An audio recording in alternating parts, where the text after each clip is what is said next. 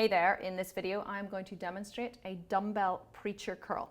Now if you do not have a preacher curl bench, which many people do not at home, there's a really effective way that you can perform a preacher curl, and that is over the back of a conventional bench. So you want to raise it up so it's a little higher than 45 degrees, but not as high as you would have it in a shoulder military press, somewhere in between.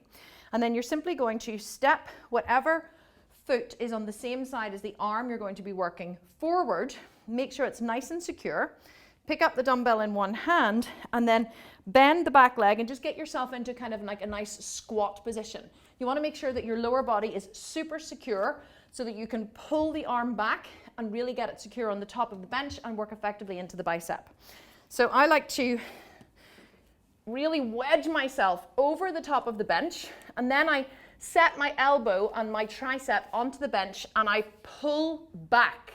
So you want to really pull the skin up and back so that that arm is super, super strong, which means that you're not pushing into the front foot, you're almost dragging the front foot back and you're dragging your right hip back so that all of your energetic movement is moving backwards. This is what's going to secure the position onto the bench. Hold onto the bench with your left hand, and then you're going to simply keep the knuckles curled in towards you.